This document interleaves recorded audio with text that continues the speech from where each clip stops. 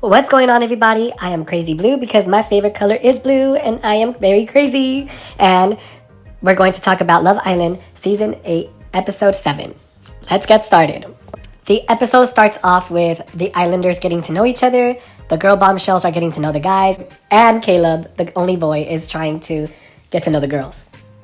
Bryce and Jen know each other through modeling, and I thought that was pretty cool, I guess, or whatever. And Kenzie was being kind of thirsty. She was just like doing too much. But I guess Kayla, being a little 21-year-old, was digging that a lot. And yeah, she was doing a lot. She was like, oh yeah, me, blue eyes, yeah. Girl, bye, yeah. Of course a little 21-year-old would like that. Sincere confronts Melanie about her playing ping pong with Corbin and Sincere and just kissing them back and forth. And honestly, he was 100% valid for feeling some type of way because one, that's gross. And two, you're not considering Sincere's feelings at all. And why should he consider your feelings when you haven't considered his? Like, you've been playing very nasty, Melanie, and now the new girl is here and he has every right to explore her, but we'll get to that in a bit.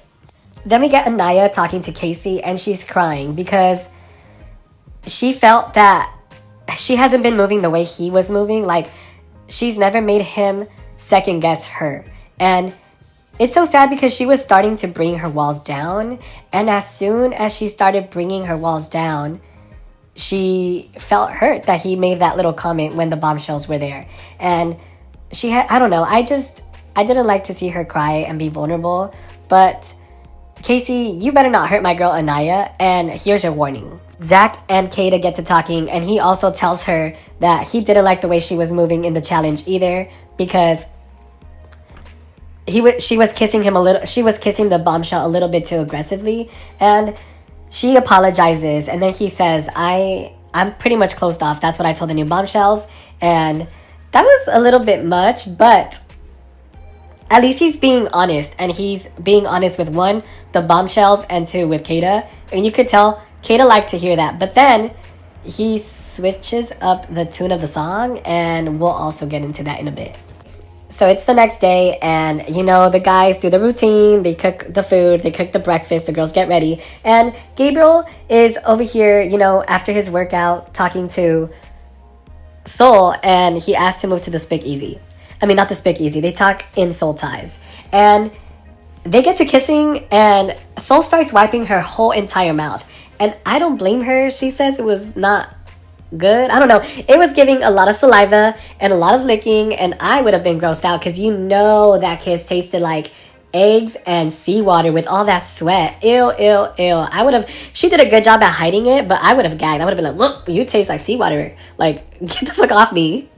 Anaya noticed that Gabriel and Soul went up to Soul Ties to talk, and she walks by, just to, see what was going on. And then we get Sincere and Anaya talking, and I like how they have each other to talk about their feelings, and they're both like validating each other because they're both valid for feeling the way they have been feeling with their couples. And obviously Casey and Anaya, they are not like as toxic. They're not toxic at all. They just haven't had an issue as big as Melanie and Sincere have. But she is 100% valid for feeling the way she did towards Casey's comment. And Sincere is 100% valid for feeling the way he did with Melanie's actions in the fucking challenge. Kata and Zach then continue their conversation, and he's all like, oh, I have to be open because da-da-da-da. I'm like, bro, you just said you were closed off. So then he talks to the bombshell, and then the guy bombshell pulls Kata out for a little chat, and Kata was feeling some type of way at first, but you know when a guy is with you and when he's not with you. And I think she knows that Zach is trying to be open-minded because it's Love Island, but I think she knows she has him under lock, And then Melanie's talking to the guys, and they basically tell her that she is self-sabotaging herself, and it is true. Like, you made a whole ass mess, girl. Pick that shit up. Like, deal with the consequences. And I know it's going to be hard for Melanie to deal with this, but you did it to yourself. You literally made a mess, and now you have to be around the mess and deal with the consequences. But Soul and Sincere get to talking, and I really like them both so far. Specifically Soul, I really like her. I know we just met her, but I like them both. I just don't know if I like them together. Sincere and Soul get to kissing, and I'm just like, oh my gosh. When Melanie sees this on movie night, we are going to have a show, because later on, I'm going to spoil this real quick. Later on, Sincere does admit, and he does tell Melanie that they kissed in the speakeasy, but he never told her that they kissed over here. She is going to get pissed off. Anyways, Corbin and Kenzie start talking, and he's basically telling her that he is not going to pursue any of the bombshells. And she's over there sitting all like confused and like torn and shit. And I'm like, girl, don't feel that type of way, because he is full of shit. Do not believe shit that comes out of that boy's mouth, Kenzie girl. Caleb and Kenzie, they get to talking and they end up kissing. And honestly, they make sense for each other. Like, it's Crazy Kenzie and Cowboy Caleb, and they look like they would make a good couple, whatever. It's nighttime, and Soul, she pulls Sincere out for a chat. They go to the speakeasy, and immediately Melanie is feeling a little paranoid and sad, and she's getting, you know, a little bit in her feelings. The Islanders are trying to validate her, and not validate her, but they're trying to cheer her up. And she, of course, goes up to the speakeasy, and she almost walks in on them making out. Like, oh my gosh, I thought Melanie was going to crash out. Sincere has been dealing with a lot of stress and a lot of drama with Melanie, and he finally finds a girl that is there and is very gentle and soft-spoken and easygoing, and you know, they start making out, and that makeout was very, you could tell there's chemistry there.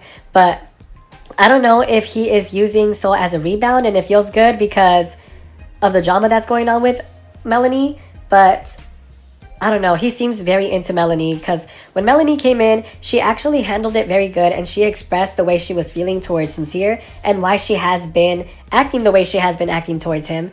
And he seems very regretful, I want to say. She is visibly sad and hurt and insecure, and she brought her walls down and expressed her feelings to Sincere, and Sincere is now shitting bricks. Like, he is not feeling okay. He's confused. He's got 2 fish. His favorite line, I got 2 beautiful fish.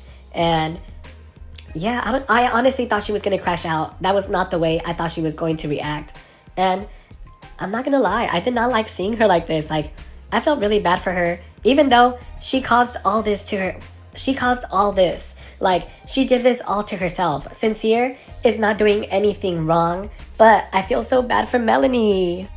Honestly, I know everyone is going to vote for Soul and Sincere to go on a date, and I think this might lead to Melanie going home, guys. And she's really good TV. I hope you guys can at least spare her. I really like Melanie, guys. I know she acts a fool, but I can see myself in her, because I'm crazy too when I'm in a relationship, and I be doing worse shit low-key. Like, I'm crazy blue, guys. No, dead ass. But that is all for today's video. Please comment down below, tell me your thoughts and your opinions, and I will see you tomorrow. Bye.